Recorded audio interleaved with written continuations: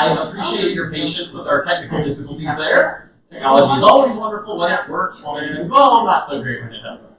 At the very least, I wanted to thank you all for joining us tonight for a very special history talk, as we've got a special guest with us tonight that was made possible due to the generosity of the Illinois Humanities and their Illinois Rhodes Scholars Speakers Bureau program. Illinois Humanities is a statewide nonprofit organization that activates the humanities through free public programs, grants, and educational opportunities that spark conversation, foster reflection, build community, and strengthen civic engagement for everyone in Illinois.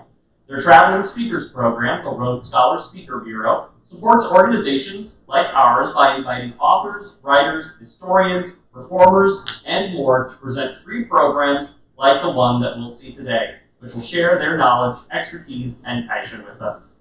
After this event, we hope you complete the audience feedback survey, which helps Illinois Humanities produce future programs and seek support and funding for Rhodes Scholars.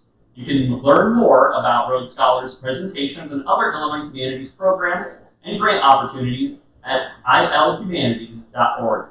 We hope you enjoyed the presentation, and I'll now welcome our speaker, Catherine Lambrecht.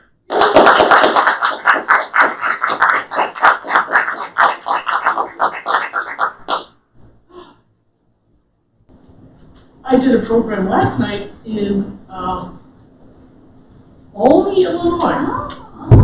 Except I showed up at the wrong location. I was 28 minutes early. That got blown away racing to get to the location. So yes, I'm Catherine Lambrecht. I am Illinois Rhodes Scholars, you know me. I am with Culinary Historians of Chicago. I'm with Greater Midwest Foodways. I do a couple of programs for the Highland Park Historical Society. And I kind of get around. How's that? So we'll begin. These pie slices, and then they know where Kingston, Illinois is? Don't worry, I didn't know until I went to this dinner. Kingston, Illinois is directly north of DeKalb. By the way, do I need the speaker or are we okay? Yes, okay, great. Please use the microphone. Please use the microphone. Well then, I have to get closer. I will do it. Is it working? Oh yeah, it's working. All right, I will do my best now to locate myself closer. Ooh, sorry. Oh. All right, how is that? Is that better? Yeah. Is that better? Okay. I do my best to talk into these things, but sometimes that doesn't mean I miss the spot. So, this is directly, so Kingston United Methodist Church has a community dinner the first Saturday of every month. Volunteers come at 8 o'clock to prepare the food. 5 o'clock, you roll in and you collect your pie before you ever sit down. Because the pie that you might be thinking about and dreaming about will disappear. You have to take care of business first, and that's grab your pie. And if you can see, there's a number of cream pies. And these cream pies, it's kind of a Dream Whip type product, which I'm kind of a whipping cream snob. However, I've been straightened out by a number of people on this topic, and that is, whipping cream doesn't hold for days.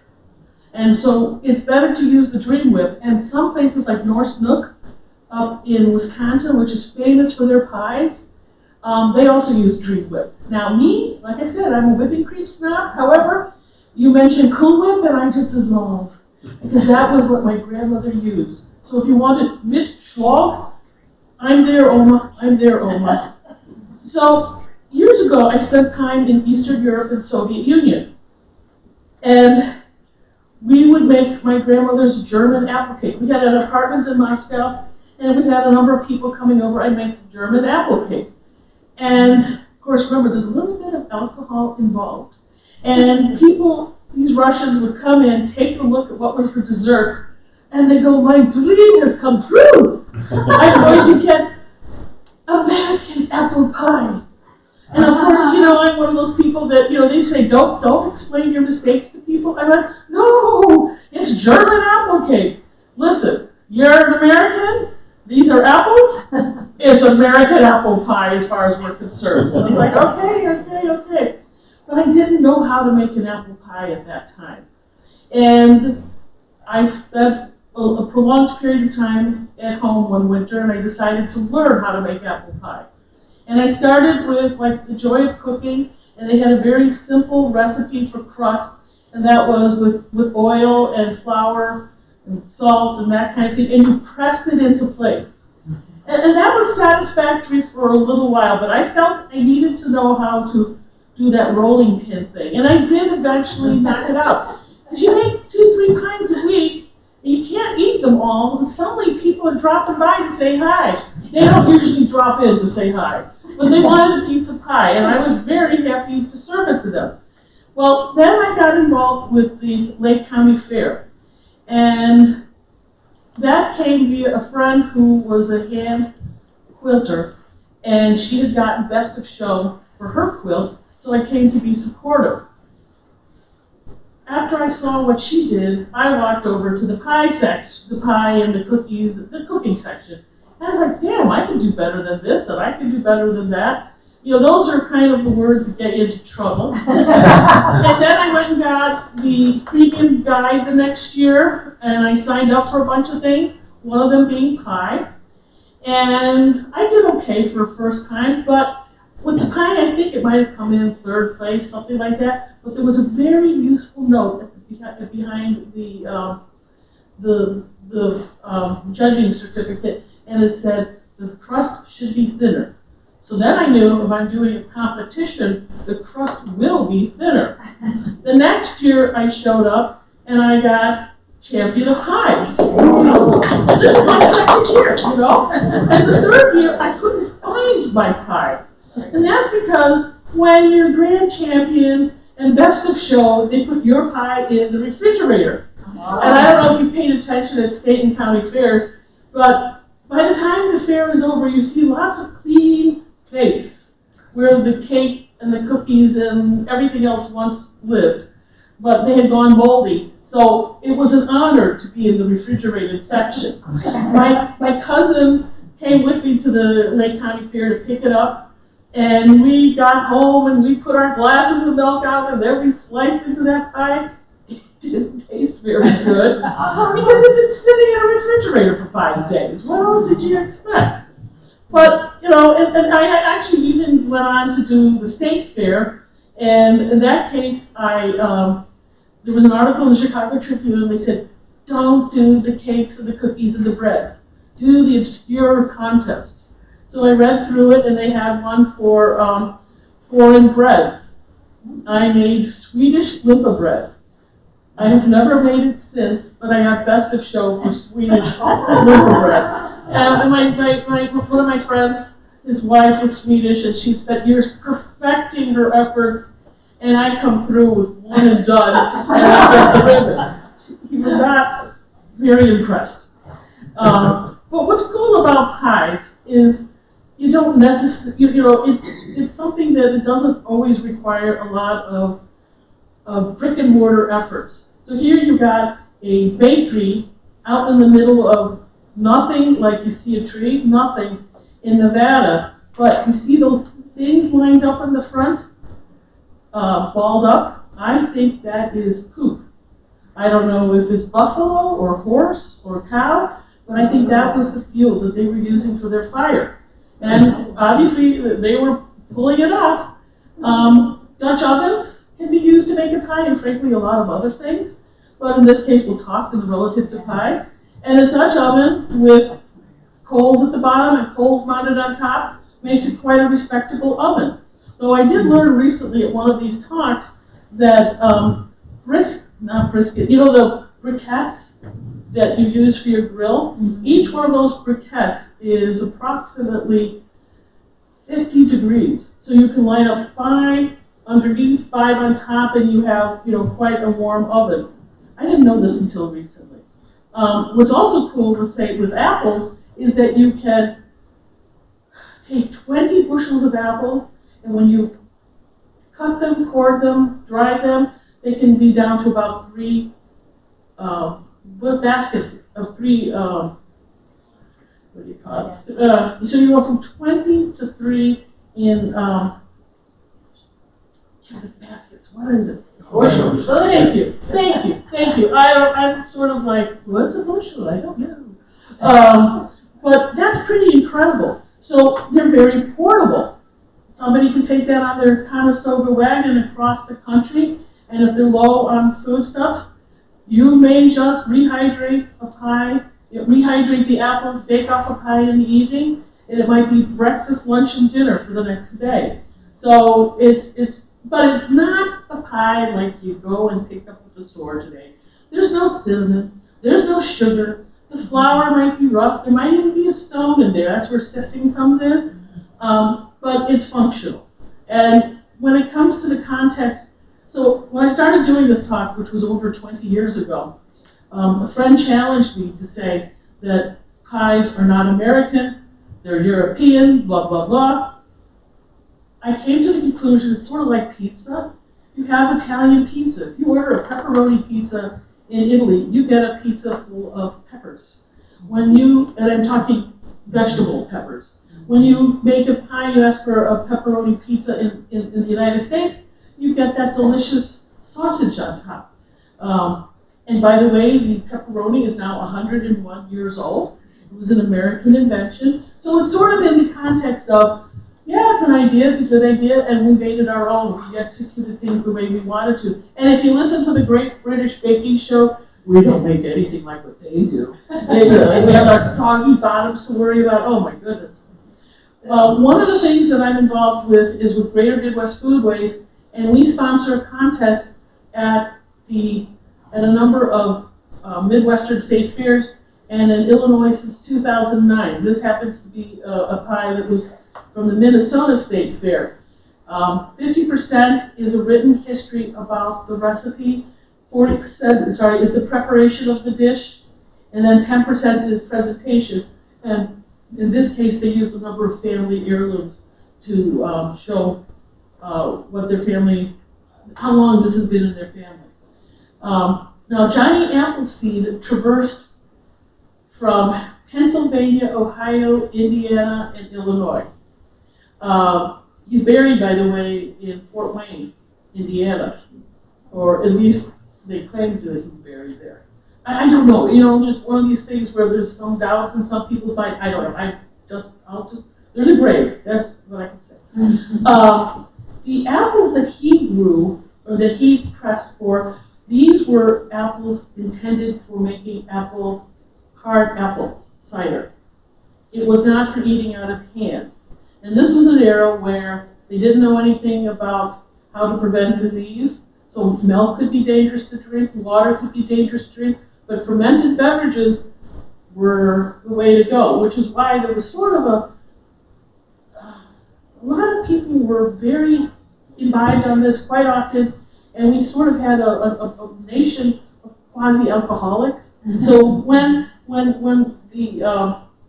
they sort of stopped for a while, the pursuit of alcohol, prohibition, this was not a bad thing. I know there's people who object to it, but at the same time, we were inebriated. And this kind of cut it down. And meanwhile, milk's water supply improved, milk improved. So, there were other beverages out there. Now, Johnny Appleseed was sort of like always just ahead of the next wave of settlers. And he would come and he would raise orchards, and he always did it by seed. He was religiously against grafting. It was a religious issue. And so the wave would come through, and people would then buy from his orchard. And this was a godsend. So for instance, in Ohio, you had your 40 acres that you were claiming, but you were also expected to have like 50 apple trees and also 10 peach trees. That was in Ohio. Other places had different ways of claiming it. During the Illinois Bicentennial in 2018,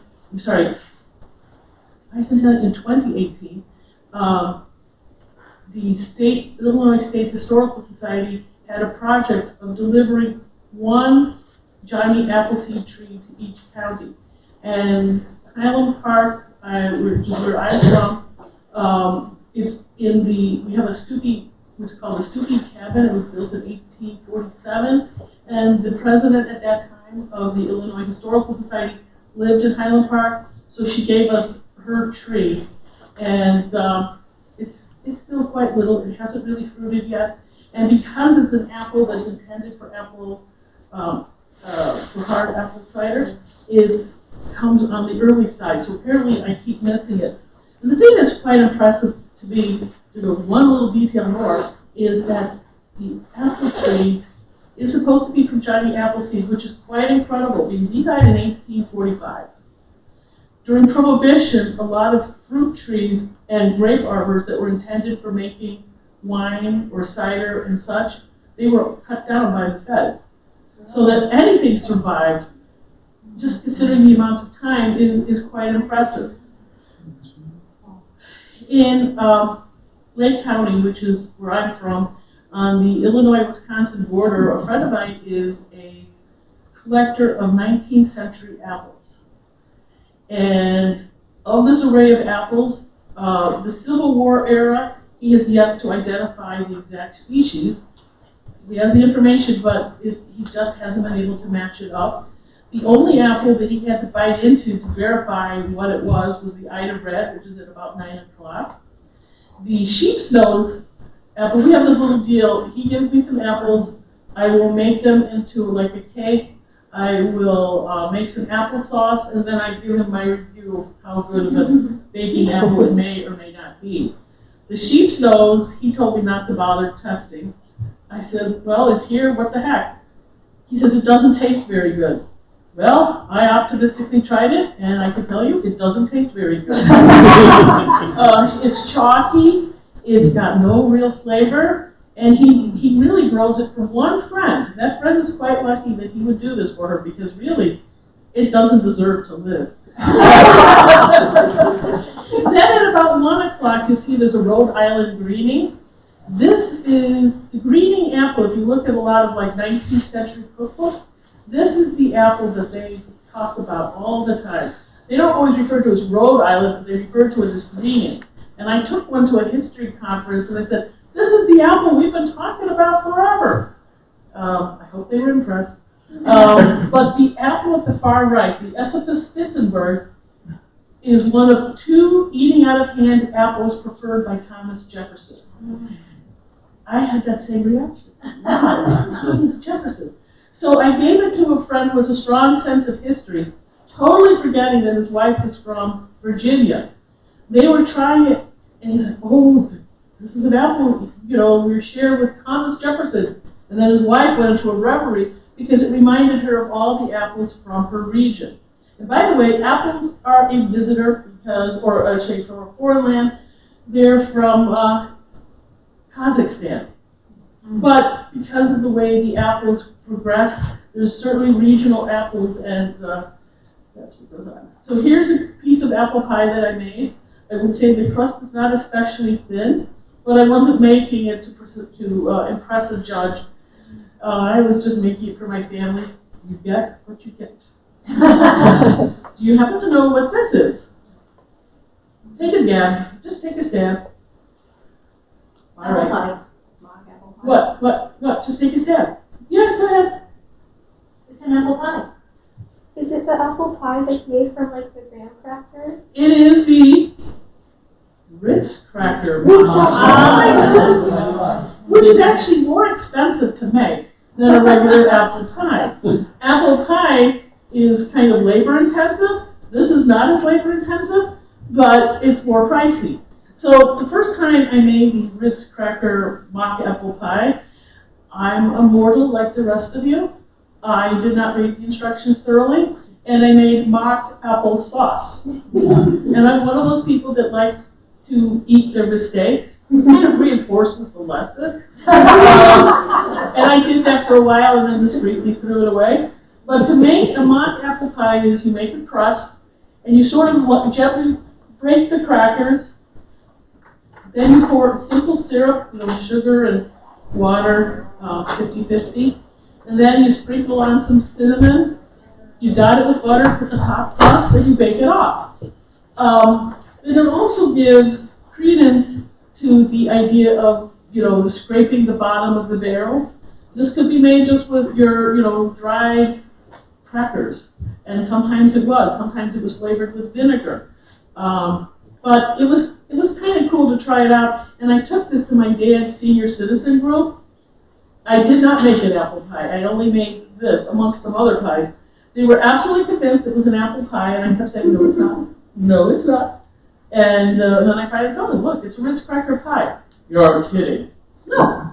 So another pie that I happen to like, and this is one that I make, is a Concord grape pie. Now, if we were in the Northeast, I think you'd see more of its presence. But it is made with Concord grapes. It's labor intensive, sort of, to get the seeds out. But as I said, I was a master food preserver, and somebody gifted me with 60 pounds of Concord grapes. Wow. After I had done the jams and the jellies and the juices, I finally decided to give a shot with this recipe from 1978 that I had clipped from the Chicago Tribune. This article, by the way, had really nothing to do with the Concord grape pie. It was more of an article about people who had private chefs. And they had a problem getting people to talk about their private chefs because nobody wanted their private chef to be nipped away. But this was W. Clement Stone. This was his Chinese chef, and he would make from time to time a lattice Concord grape pie. And I have to tell you, when I saw this recipe years ago, prior to all this experience, I was like, there's no way I'm making this pie. I'm a servantless American cook, and I can't spend the whole day extracting seeds from the grape. Well, I didn't know. There's a little bit of a hidden secret. When you squeeze those skins, the pulp comes flying out. Now, you want these, by the way, these are the grapes that are intended for juice. Those are the later in the season grapes. You don't want the ones that are in for jelly and jam because they have green grapes, and that adds to the pectin that's needed to thicken them. But in this case, I don't need them any thickening, and I don't even get that far with them. But you squeeze it, and the seeds come out, and then you put it into a pot. You bring it to a boil, and about 90% of the seeds come floating to the top. Of course, there's that 10% that just has to be a dog, but you can work through it. I did read an article once where Martha Stewart had her employees manually picking the seeds out of the pulp. She didn't do enough research, or whoever was involved didn't do enough research, because it really does help to just squeeze and boil. But then you take the skins, you keep them separate, and you bring the pulp to a boil, you throw in the seeds. It's only this color for like just a few minutes, but I really, really, really like that color. And then you have a very nice, beautiful Concord grape pie. And Concord grapes that we use today, there was a gentleman in the 1840s who went through 20,000 different varieties before he settled on the Concord grape, which is named after Concord, Massachusetts. And by the mid-1850s, this variety was spreading around the country. So, and it's the Welch's, basically it tastes like Welch's grape juice. And it has an interesting way of staining your teeth for about a good 30 to 60 minutes. So you can invite friends for dinner, serve this for dessert, and then go to an event together. You don't have to wear matching shirts. You got matching teeth. Now this pie, the pumpkin pie, may as well just simply be called squash pie, because whatever the dominant squash in your region is what you're likely to make it from.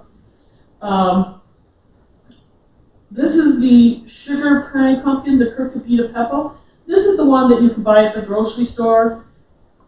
You may grow your own, but I buy it at the grocery store in the fall. And this is what people tend to use if they're making their pie filling from scratch. Now, has anybody done it from scratch? Oh, there's always good. Did you like the experience? Yeah. If I was going to keep doing it, I would do the pulp different. I sliced it up and boiled it, and it was way too watery. I'd probably bake it and make my pulp that way. But it's still, even when you bake it, it still needs to be drained for a while. Because I've done it both ways. I've also, but what I do now with this, I buy a couple of them every fall, and there's a recipe from Dory Greenspun. She wrote a book on French family cooking some years ago, maybe 10 years ago, and she cuts it, empties out the stuff, and she fills it like with risotto or stuffing. She adds custard. And by the way, if you go and do the custard style, the temperature you need to aim for is 175, because that's when custards coagulate. If you don't, and you cut into it, things just sort of slide around on the table. I say that from some experience I have. But Illinois is considered, you know, a big pumpkin state. And so in 1835, Elijah Dickinson came to Eureka. Then he built a house in Washington, and ultimately, over time, they had their factories in Morton. At one point, all three locations had canning processing. But when they started canning, he came 1835. It wasn't until about the 1890s that they actually got into canning. And at that time, it was, you know, tomatoes and beans and corn. And then they began to experiment with squash, pumpkin, what have you. But the seeds he came with was a Tennessee field pumpkin, which has the nickname of being a cheese wheel. And then they believe it was crossed with a butternut squash. The Tennessee field pumpkin on its own is kind of stringy. The flavor is not particularly great. I say this intellectually because I've not tried one yet. I will admit to this. But when it was paired with the butternut squash, you got a Dickinson squash, the Cucurbita moschata, which is that one on the left. That was, this fall was the first time I actually got to receive one of the Dickinson squashes, and it's considered a squash, not a pumpkin, because here's my favorite tongue twister: all pumpkins are squash, but not all squash are pumpkins. That took me a while to get that straight. This is only 14 pounds. These can grow as much as 40 pounds.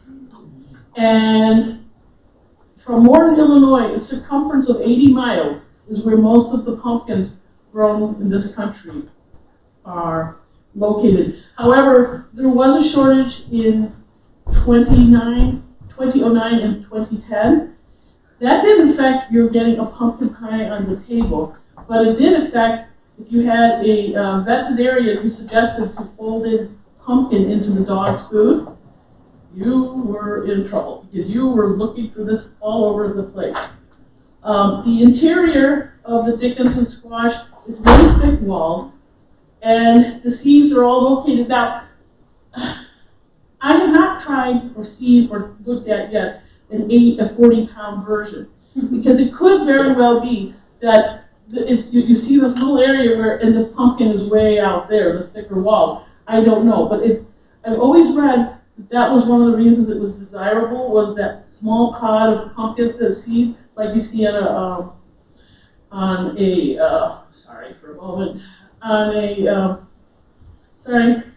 butternut squash. Sorry, I'm having brain fart tonight, but not a big one. But this is a big deal, and this is a $1 billion industry. So one of the problems with that problem in 2009, 2010 had nothing to do with the crop failure. It was the problem of getting the crop out of the field. And this is how unfortunately, this is not my picture. I hope to have a better one next year when I see this phenomenon myself. But they roll the pumpkins to the edge of the field, and then they're collected. And when they do get to the Libby's processing plant, it's about 90 minutes from the time they enter the process and come out as a can, which is far faster. You're still waiting for the pumpkin to drip dry, right? And the recipe that's on the back, so the Dickinson family sold to Libby's in the late 1920s, but they continued to manage the operation, and I think they're still there today. Libby's wanted a pumpkin pie recipe on the back of the can. So I met this woman, I did a talk in Moline, and it was her great-grandmother and her aunt together who developed that recipe. And this is how Libby's tests each batch, is baking up a pie at their plant. So there's a lot of pies. I also participated in helping pumpkin pie become the Illinois state pie. What you see is my letter of support, and I never got invited to the signing, but I can prove that at least I tried, and we succeeded, so that's all fine. Molasses pie, when I first started to do this talk, and this talk I started like 20 years ago. When I started doing this pie, I learned from the information I looked around for that molasses was part of the triangular trade of slaves and molasses and rum, whatever order. And then I had to do a substitute. We had a speaker in 2012 who was supposed to come and talk about Southern pies, but he had a family issue and couldn't make it. So I already had a pie talk put together, but I wanted to insert information related to her experience. We talked about molasses pie. She says you almost never get a molasses pie in the South. Occasionally, but almost, it's kind of considered a syrup pie. You might get a sorghum-based pie, you might get a K-rose syrup pie, you might get a maple syrup pie, but almost never do you see a molasses pie. And I did make a few just to test it out. And I had one sister who was a health nut, well, healthy, and she thought molasses was the way to go, and it was superbly sweet, and the rest of us were very happy to hand off to her our slices. It's just a very heavy taste, you know, it just wasn't for us. The sweet potato pie, the sweet potato is from the Americas, and in the Columbian Exchange, it ended up in Europe, and it was the British who started making a pie using sweet potatoes. That had not happened here in the Americas. Well, we just really hadn't had pie. And Washington Carver, who did a lot of work on peanuts, also did a lot of research on the sweet potato and submitted this information to the government during World War II, is to help with the housewife. You know, she may not have every other ingredient she wants to do things with, but at least she has a sweet potato and she can do something else. And his sweet potato pie is underneath a recipe for sweet potato pudding, and basically the instruction is make the sweet potato pudding and put it in a pie shell. But, you know, it's still a good use. And by the way, have people here made a pumpkin or pie with sweet potatoes? Oh, you have. What did you think? Not much different because of the spice, you know, and it's all melted together. So It was like more making more piles and had a little bit of a deeper taste. So this is no lunch. I have served my family sweet potato pie at Thanksgiving and called it pumpkin.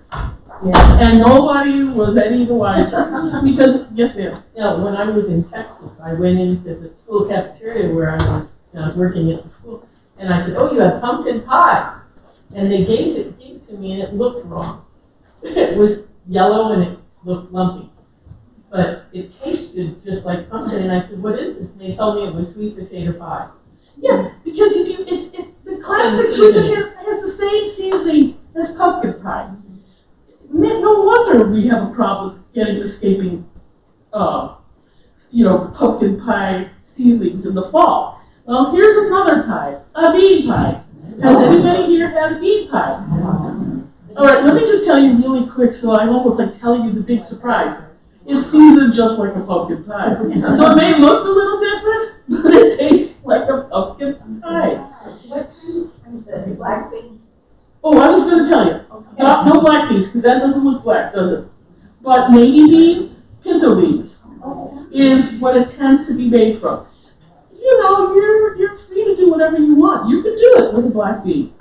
just tell us about it later. You know, I mean, you know, I'm not trying to sound like a clown with that, but this is a very unique pie, and the Nation of Islam is one of the groups that makes these pies as a fundraiser.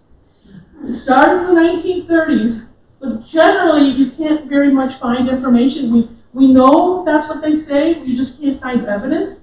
But in late 1960s, I think it was Muhammad Ali's second marriage, he served bean pie at the wedding.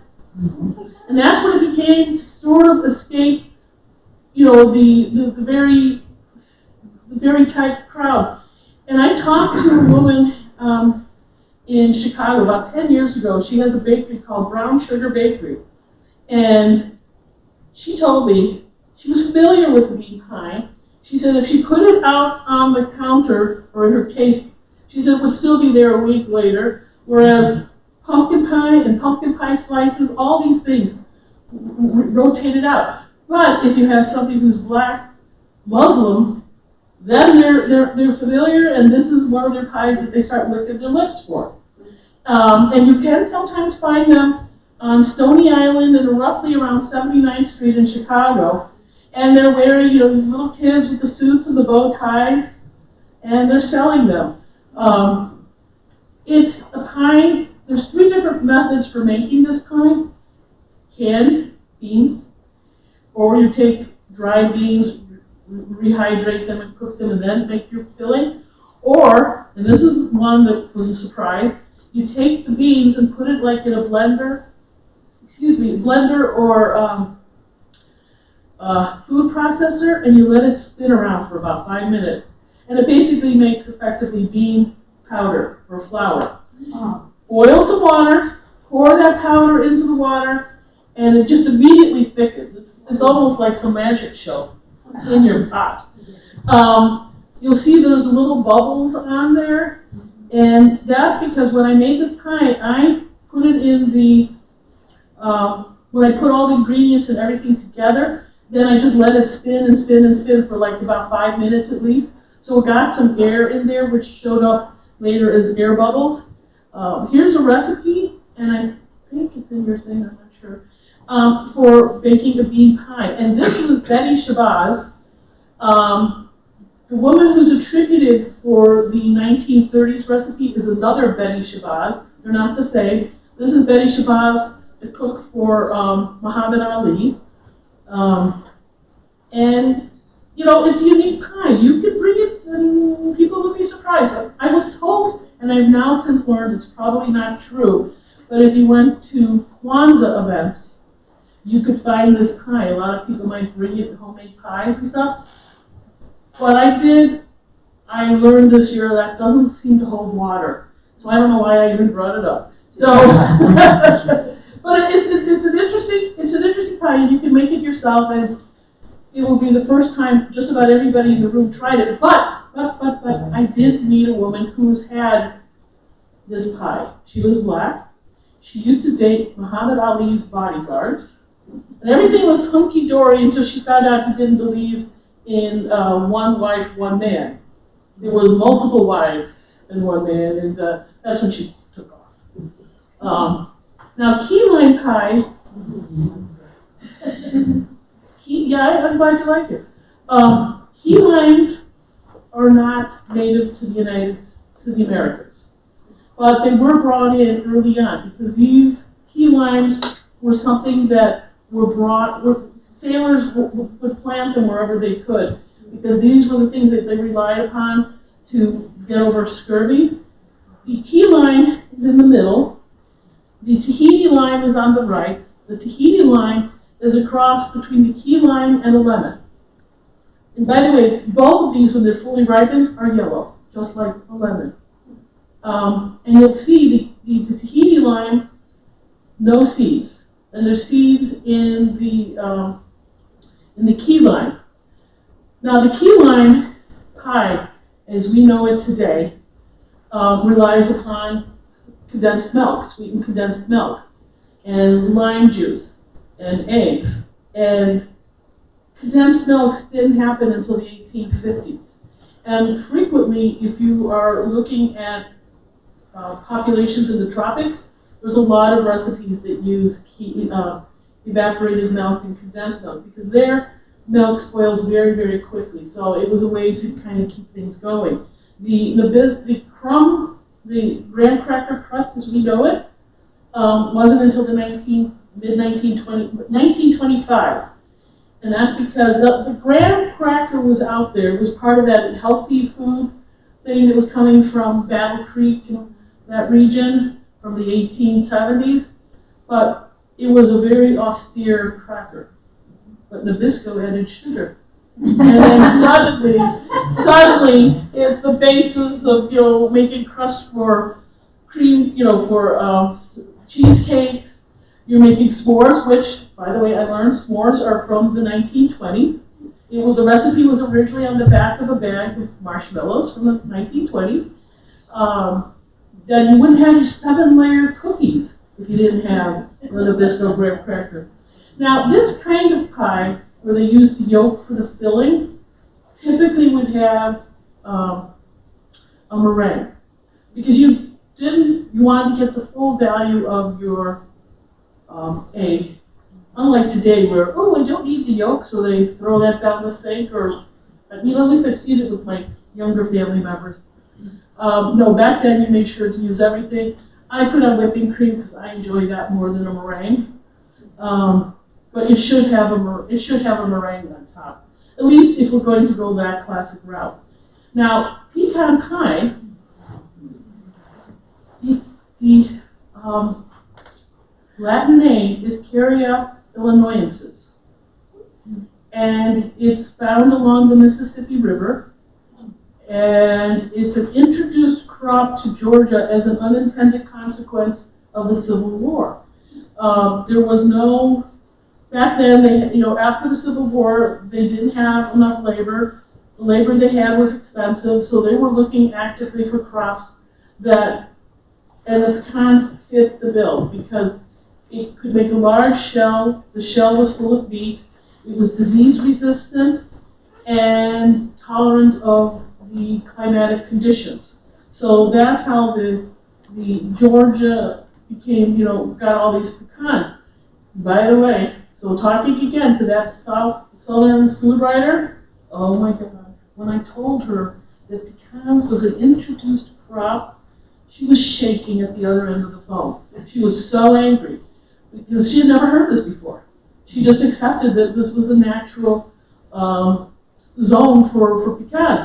And you'll see in this picture, that yellow is where pecans are in Illinois. I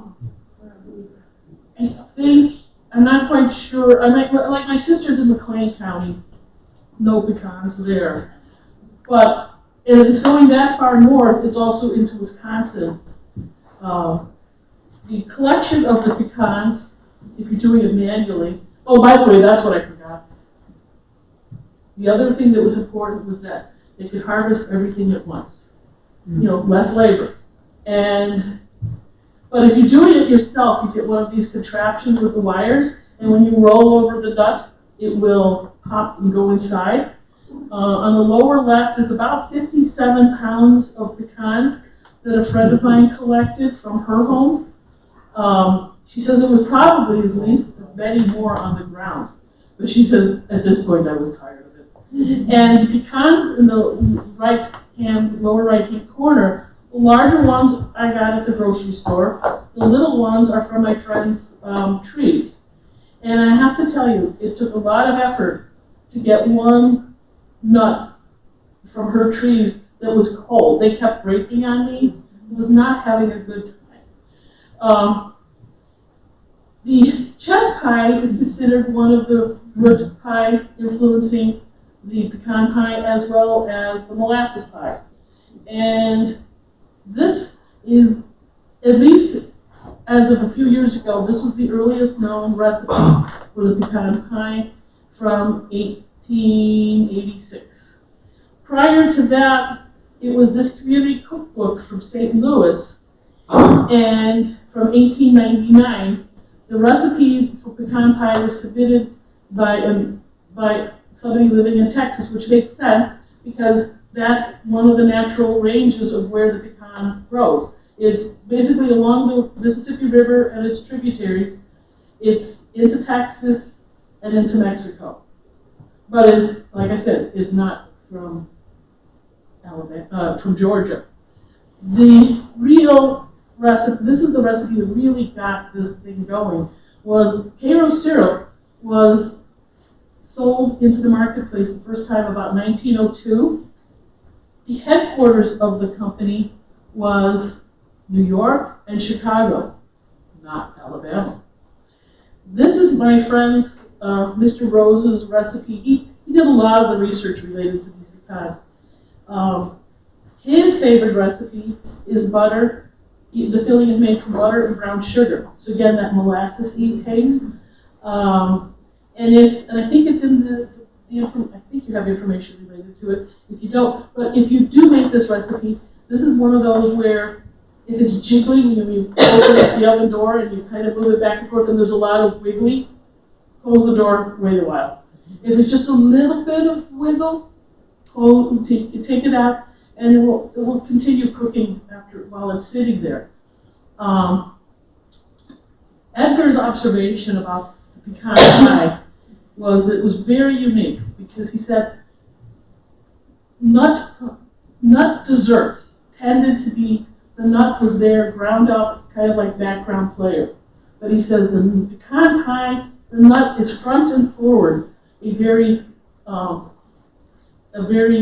unique pie. And he considers this is the guy who challenged me on pies being American or not.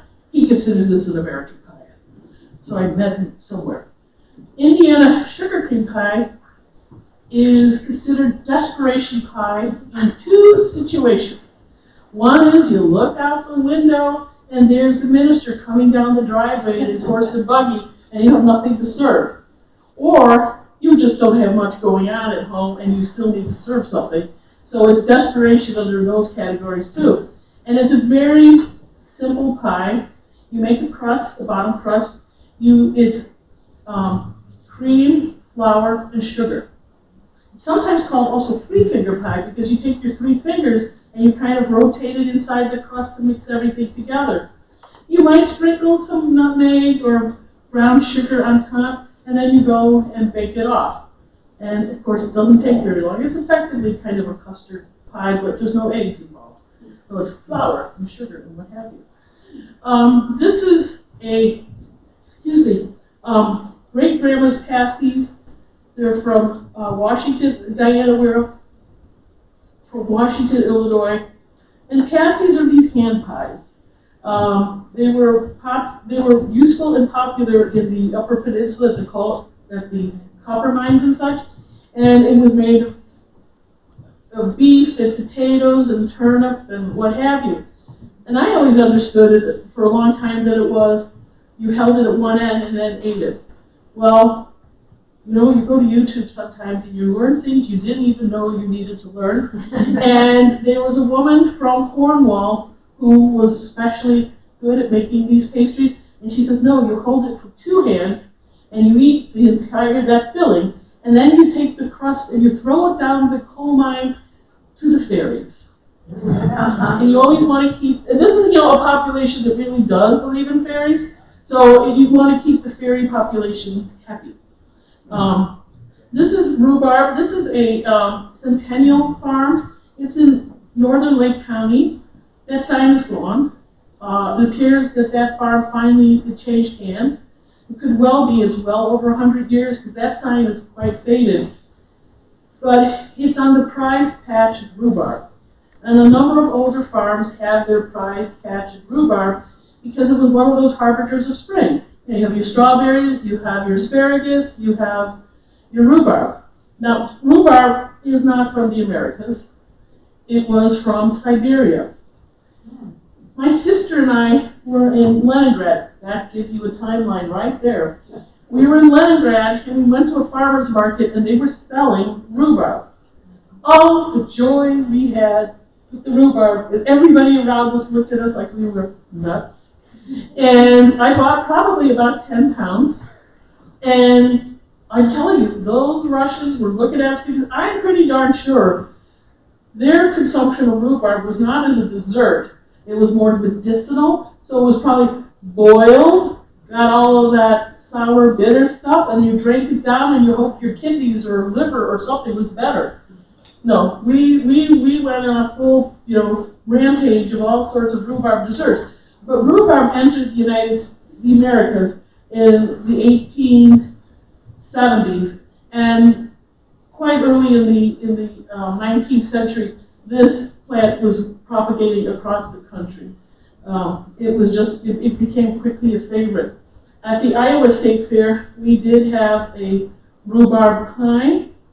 The people who won informed me green rhubarb. Not this red stuff, but green rhubarb was the way to go. I'm not going to argue with them, that's fine. But I still like, we do have rhubarb at my house, and it is the green variety.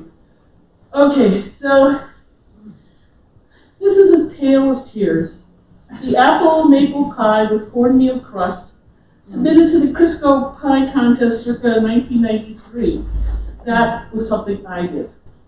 And Crisco had this fantastic contest, and it started at the state fair, and people were to submit a pie recipe using state ingredients.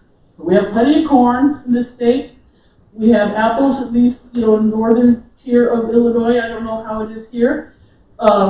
We had maple syrup. At least I can prove it as you're driving down, 55. You do pass an orchard there. What's their name? But you do pass people, and they at that time anyway, they were the only game in town when it came to making maple syrup. I'm just trying to remember the name. Doesn't matter. I'll get it later. And then, so what I did is I made. This is a variation of a Marlboro pie. It's an English pie, and I grated the apples. I cooked them, sauteed them with butter. Then I made a custard with maple syrup, and then I put it into the pie crust. This is not the pie I submitted. I didn't take pictures of my pies back then. I didn't take pictures of any food back then. So this is a stand-in. The stand-in got a very simple wheat crust, not that difficult to manage cornmeal crust. Oh, by the way, it's Funk's Grove. Funk's Grove. Sorry. I'm sitting here going, well, my next door neighbor had the same name. What was that name again? Okay, Funk's Grove. And then I showed myself being that thrifty housewife, and I put the meringue on the pie. When I did this at home, and I'm close to Lake Michigan, it gets quite humid, and the pie held up. The pie held up. I did several versions. They always held up. The one I took to Springfield did the classic meringue thing of sucking up all the moisture in the world and then spitting it out. So it looked like it was teary. So when I got my pie back, I didn't place. But when I got my pie back, everybody else had a polite little slice. Mine had gouges. Because everybody and their brother that was, contestants or whatever, went and tasted this unusual concoction. Thank you. I'm glad I could do that for you. What does a cornmeal crust taste like? Corn. I know that sounds Is really... that good though, or not? Was it good? It's been such a long time, I don't really remember. But what I remembered was how difficult it was to handle. Okay. That was the part that, I'm one of those people, how some people, the crust is something that they really cherish in a pie. Yeah. I like the filling. Other people like the crust. And of course I try to make a tasty filling. I'm not going to ignore, but yeah, that was not a happy moment. But as I mentioned, through the years we've been collecting histories and recipes, and this is one from, I believe, from Ohio. For the Illinois Bicentennial, we had a Illinois State Fair. We put together this book on the recipes from the Illinois State Fair. One of the recipes, like I said, all of them came with a history. We have this one from on sugar pie, which, if you don't mind, I'm going to read it to you. Sugar pie. I just inherited my grandmother's rolling pin. I know it doesn't mean much to you. Anyone can go and buy a rolling pin, but this one has been used by my great-grandma, my grandmother, and my mom. This rolling pin, my rolling pin, means the world to me. And oh, if my rolling pin could talk, I wonder what stories it would tell. But let me tell you my story. My great-grandma came to America from France and brought her daughter, my grandmother, with her. They came to America shortly before World War I. Mom told me that my grandmother was 8 years old when she came to America. Mom used to tell me that the one thing grandmother remembered about that time was looking up and seeing the Statue of Liberty. They settled eventually in a small town in Iowa called Mystic, and that's where my story begins. Imagine this, 2 French-speaking ladies in the middle of small-town USA. Okay, that makes me laugh just thinking about it. But the reason they moved there was because it was a town that was heavily populated with other French-speaking immigrants. Great-grandma never did learn to speak English, but after a while, my grandmother did. And I still remember going to grandmother's home. I was about 5, 6 years old, and I remember walking up the steps and into the house, and these people carrying a conversation that made no sense to me. I was scared, uncomfortable, and didn't want to be there. And looking back on it, that would have been so cool to listen to the conversations going on in that house. I was born and raised in Illinois, so when we would visit great-grandma and grandmother, it was a 4-hour drive to get there and 4 hours to get back. So when we would visit, we would stay for a few days. And I remember many times visiting grandmother's house and all the activity going on in the kitchen. Sure, grandmother had a living room, but the family lived in the kitchen. And I remember sitting at her kitchen table many times and watching the women of my family cooking together. My grandmother always made pies, my great-grandma made the bread, and my mom would do the rest. I was too young to help, but they still gave me things to do, like picking the green beans for dinner or picking the fruit from her pies and from her trees for pie. You wouldn't want to sit still, help out, or visit with the family, especially because I couldn't actually understand what they were talking about because they spoke in French. But not me. I would do whatever was asked of me, and then I'd rush back to her kitchen table and watch the women of my family work together creating a meal. And I loved my grandmother's yard. It was huge. She had a big garden, lots of trees, fruit bushes, and a chicken coop. Now how cool is that? Living in a big city, all that stuff was not things that a small child would see on a daily basis. My grandmother is what I would call self-sustainable. She cooked and baked with the ingredients that she grew. And I remember going outside to pick berries for one of her pies. And I think it was just the times and economy she grew up in. But living in rural Iowa, there wasn't a Walmart on every block for her to buy whatever she needed. She had to grow it herself, and she never wasted a thing. My grandfather owned a store, and in fact, it was the only store in Centerville, Iowa for a while.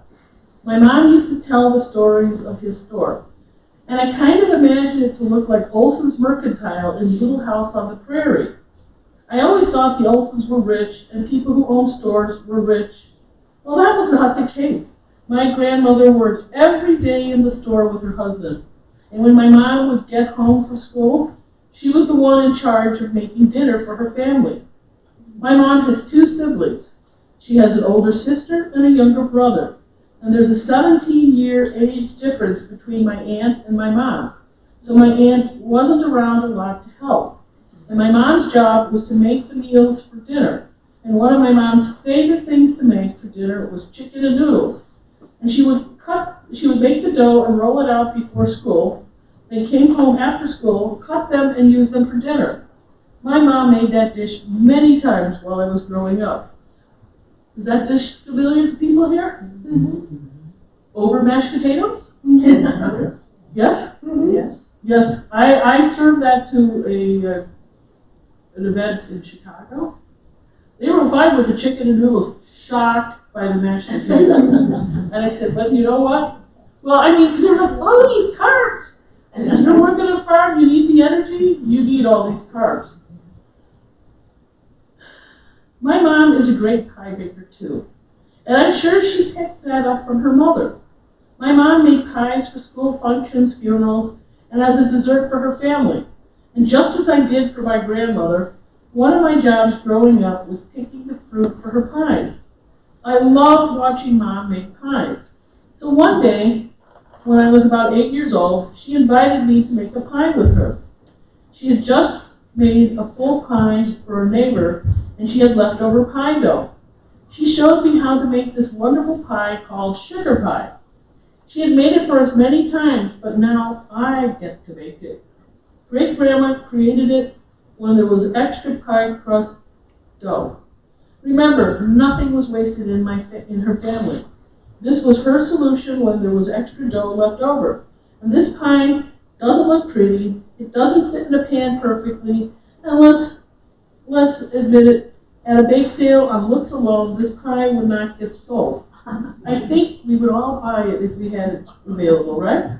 However, just one bite into this pie, and you will see why it's been part of my heritage for 4 generations. The crispy crust and the buttery thin goodness on your lips. Yum! Mom said that grandmother would bake this all the time for me when I was little. My mom has a cool rolling pin, and I remember some time ago asking her if it was her mom's pin. Grandmother's rolling pin produced some of the best pies that I've ever eaten.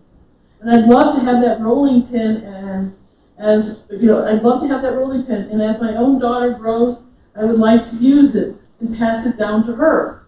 I would love to show her to make sugar pie using grandmother's pin. Mother told me she did not have the rolling pin. When my grandmother passed away, her sister took almost everything, including pictures. There was no division of property.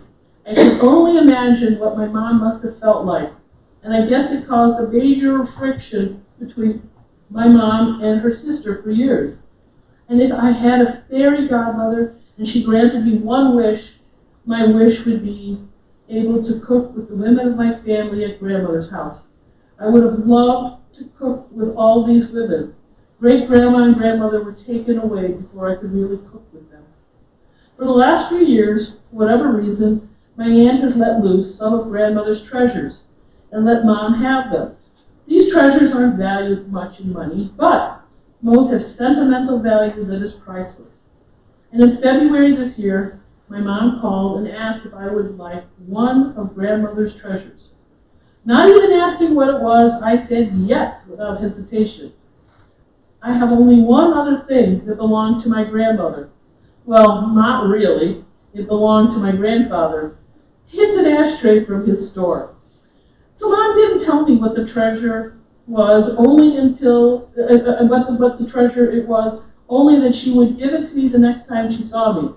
So in April, shortly before my birthday, Mom gave me my grandmother's rolling pin.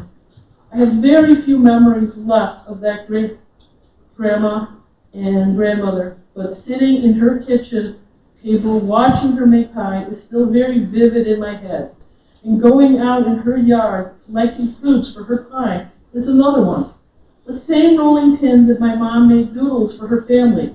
I feel like my grandmother is here with me, and as silly as it may sound, I feel closest to her when I put my hands on the very same spots as she did while I rolled the crust for the sugar pie. If my rolling pin could tell me a story, would it be in English or French? And it's with this great pride and joy that my entry for you was created by my great-grandma, who taught her daughter, my grandmother, who taught her daughter, my mom, who taught me when I was 8 years old how to make. And it's called sugar pie. My mom is a pinch of this and a handful of that, and a smidge of this kind of cook. There was nothing wrong with that except Her handful is not the same as my handful. It's not an exact recipe because you never know how much pie crust will be left over. So, in order to create a standard recipe, I will be using a full 9-inch pie plate. The 3 staples of this pie are always the same: brown sugar, milk, and butter. And according to my mom, one other ingredient was sometimes added depending on the season, and that ingredient was nuts. Grandmother had pecan and black walnut trees, and I'm not sure if this type of pie actually came from France with great-grandma, or maybe perhaps a recipe created because of the times, accessible ingredients, or just the fact that nothing was thrown away. But my grandma and grandmother baked something that is out of this world of flavor, and I do know that this pie was always made with the leftover pie crust, a pie crust that was never made specifically for this recipe. I've even tried to look this recipe up on the internet and have not found anything remotely close. So from my rolling pin to you, enjoy our family's sugar pie. I would love to take questions, and then I have a very tiny statement to make at the very end. Yes, ma'am? When you were showing your slides, you showed a picture of chess pie and then went on. What is chess pie? Chess pie is kind of a custard pie. So it's milk and eggs, and then it's flavored any which way you like. Its name is derived, they think. So what are we having for tonight? Just pie. Except he said chess pie. Thank you. Yeah, I know, it's goofy, but a lot of things happen in funny ways. Any other questions? Oh, sorry, yes, please. My mother-in-law used to make lemon chess pie with fresh lemon juice, Oh, yeah. and she put cornmeal in the batter, and the cornmeal would float to the top and make a thin crust at the top. So everybody has a little, trick. That's great. Yes? In your opinion, what pie do you think is the best? Oh, boy, that's a loaded question. I'll look at it from my point of view.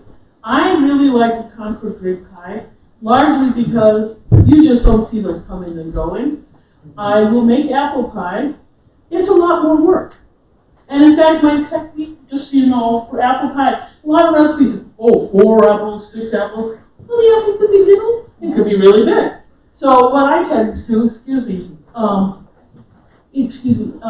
is I take the empty pie plate and I peel and I core, and then I just start slicing pieces of apples into a pie plate until it's kind of nicely mounded, and then I make the filling, make the crust, and go from there. Because, when you get into recipes and things like that, 4 apples, 4 beets, beets can vary in size wildly. So yeah, that's my method. And I really like an apple pie, I just like somebody else to do it. I will do it, of course, but the Concord grape pie, I just really like. It's just because you just don't see it coming and going. Any other questions? Okay, I've never made that Ritz cracker pie. Yeah. I've heard about it already. But seriously, how can it taste like apple pie if there's no apples? I don't get it. Go and talk to the people from the senior center at the Highland Park Senior Center, How does it because work? they were full. Is They it were really full. just with the cinnamon? Give it a shot. Doesn't? It has I don't want to waste the it has the mouthfeel. It has the look. Okay. It has that, you got the cinnamon and the sugar, it's wafting up it at you. It just suggests that. Okay. And Just like the bean pie can have the same spices as a pumpkin pie. And I know, and except the bean pie does look a little different. Right, You but know. do people taste pumpkin just because of the spices on the thing? I mean, that's Well, just think about all the stuff that comes out every fall that's pumpkin spice. And there's not always a pumpkin in there, it's just the spicing. right. It's the suggestion. And my sister's a big fan of that stuff. Guess what happens? She gets tired of it, and then suddenly it's at our house. And I was like, I don't want to eat this. And Dad's like, oh, just eat it. Yeah. You go and eat it, Dad, Now, No, it's just one of those things. Anyway, yes, ma'am?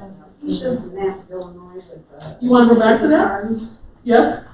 Is that historic, or is that where they grow That is now? from the Department of Natural Resources. So that's where they grow now? That's where they grow now. Okay, so we don't, but you said they, Maybe I slipped, I don't know, what did I say? no, I just wondered where they didn't actually, we don't know if they originated. No, they're native to, Okay, they're native to Illinois. they're native, Caria, Illinois is, I don't know why they named it that, but it sure is pleasing, isn't it?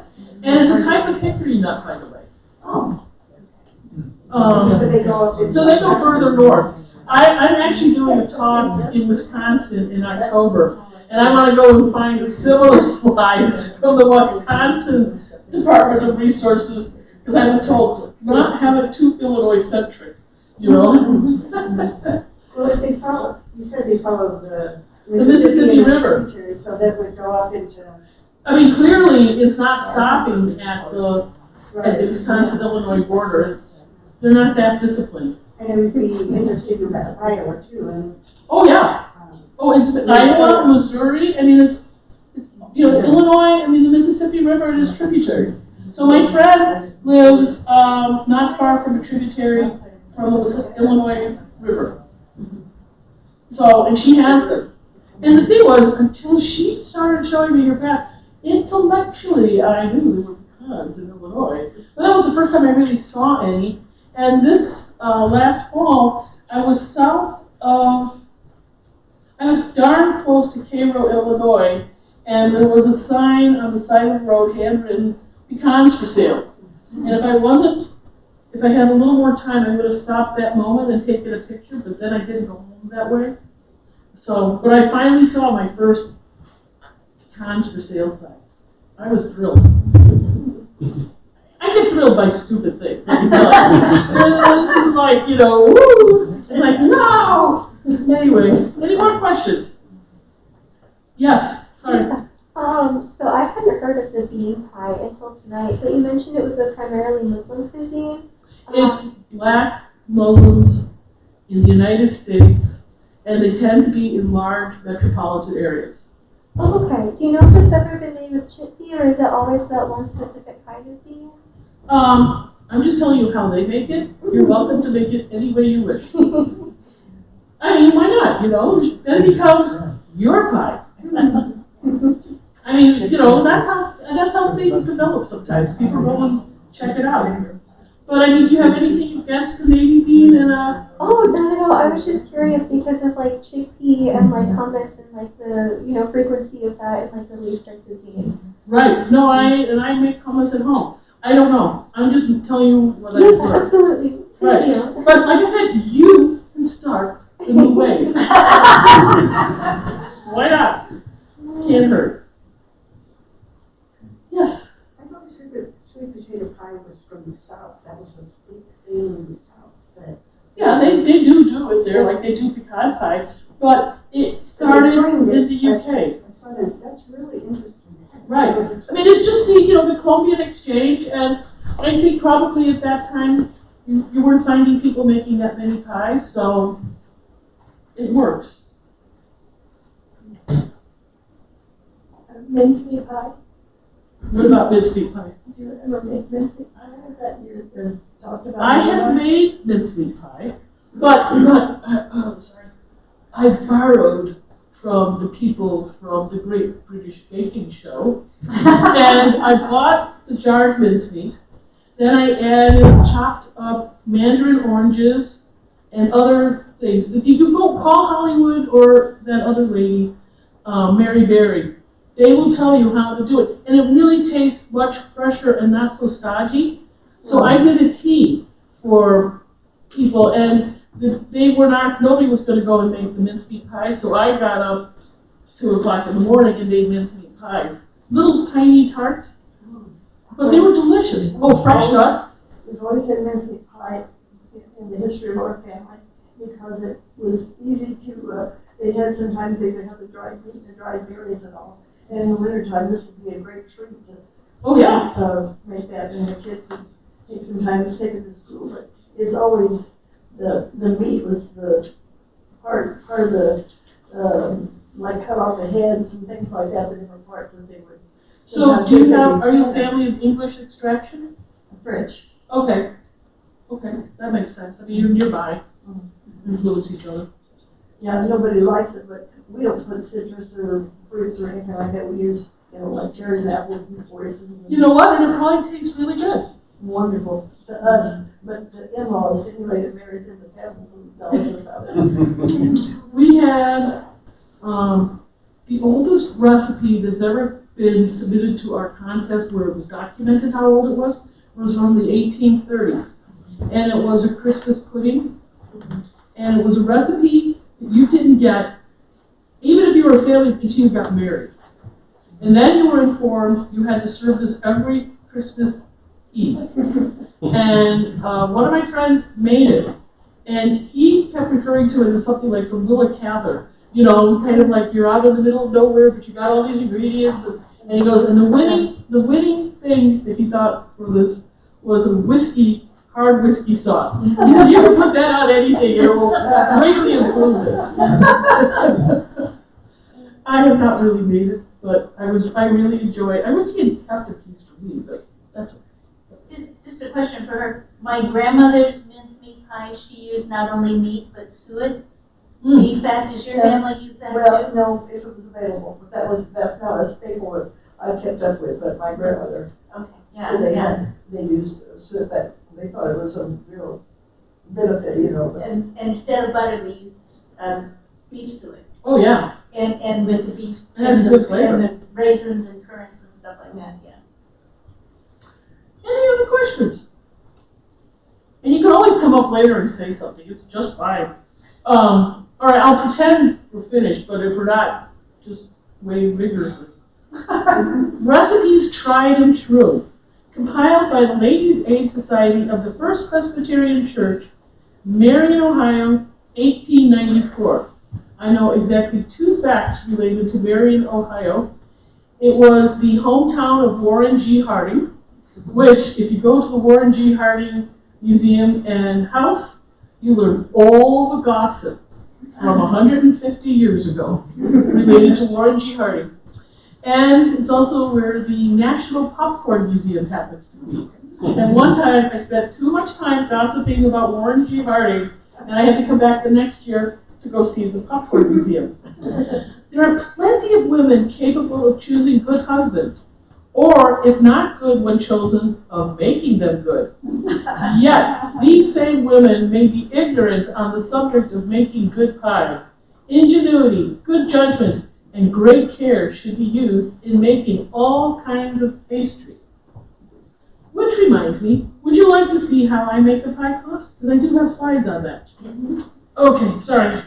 Sometimes I stop prematurely, but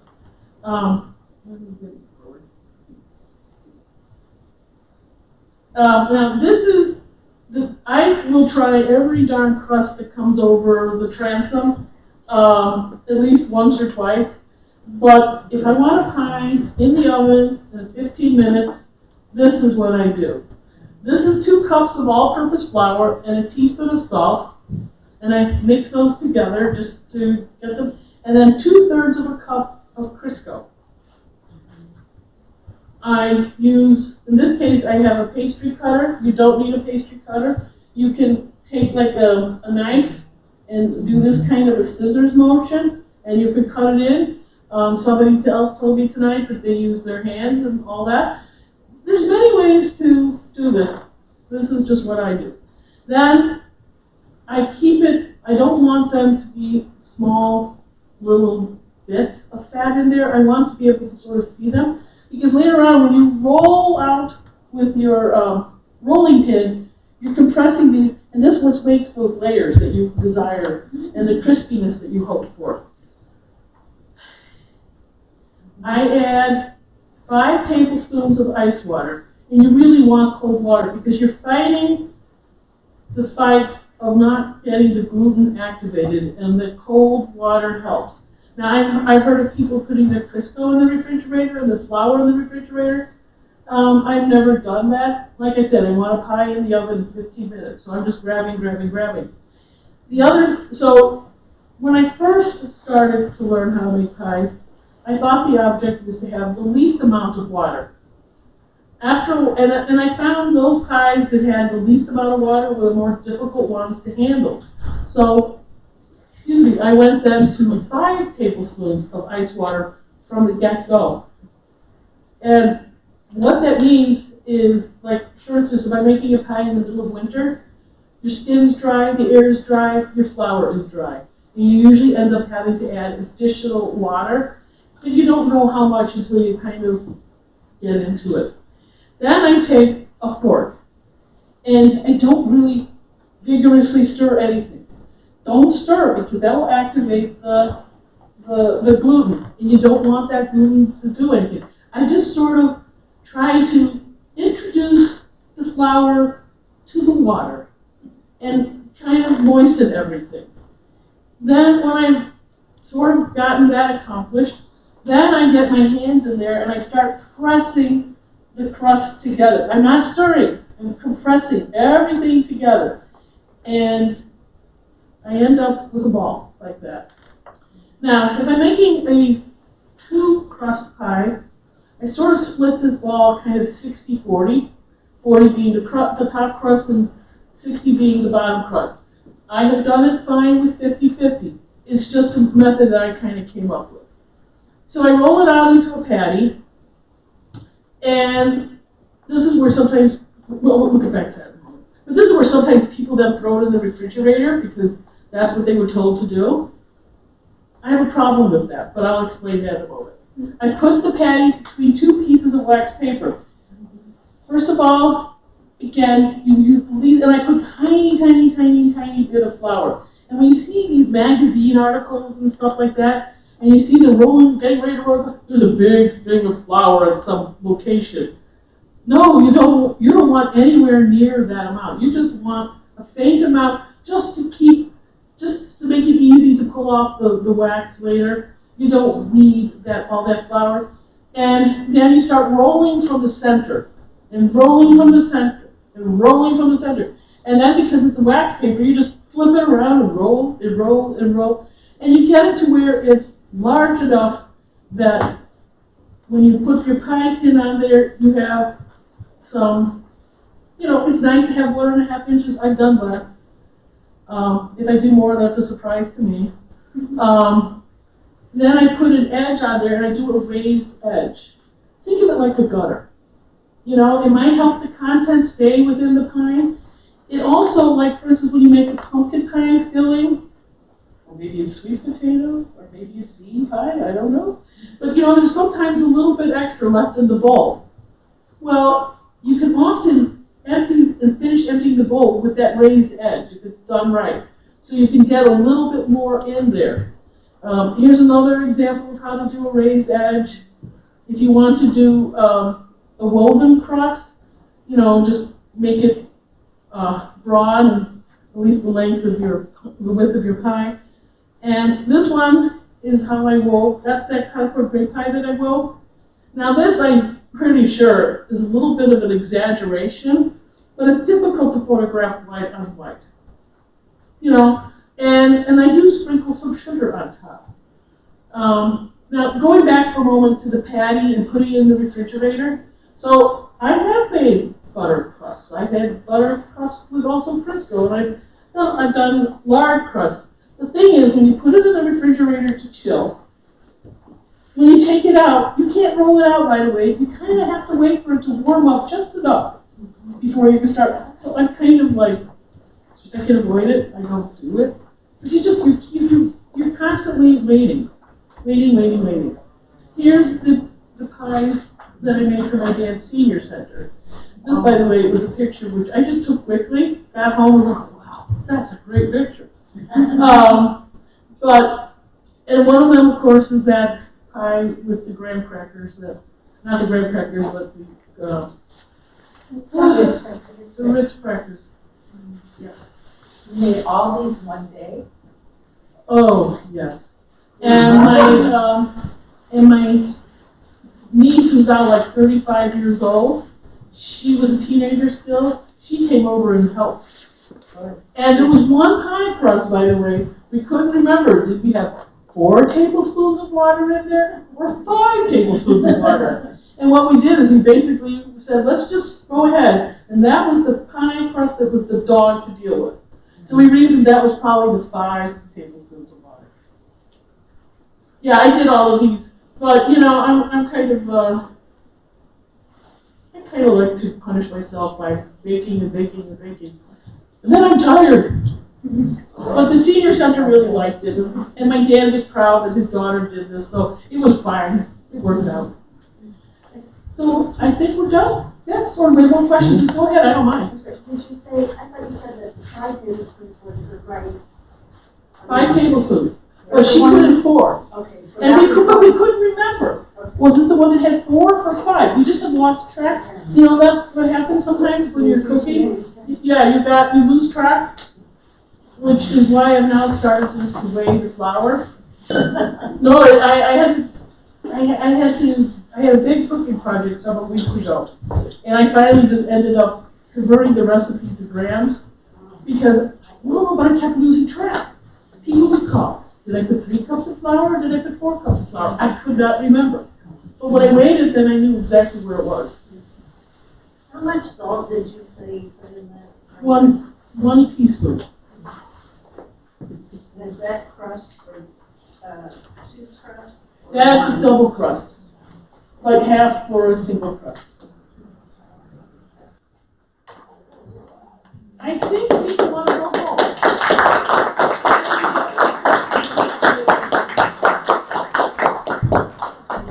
Thank you. Yeah. All right, everyone. Thank you so much for coming. Fill out those forms. Before you leave, if you don't mind filling out the audience survey, you can either do that on one of our forms, or if you're feeling tech savvy, you can scan the QR code here. Otherwise, I hope you join us for next month's History Talk on April 17th at 7 p.m. We'll be back at the museum. We have a speaker who's going to be talking about the history of the Havana Rantoul and Eastern, better known as the pumpkin vine, and started by the founder of Gifford. Wow. Are we leaving these here?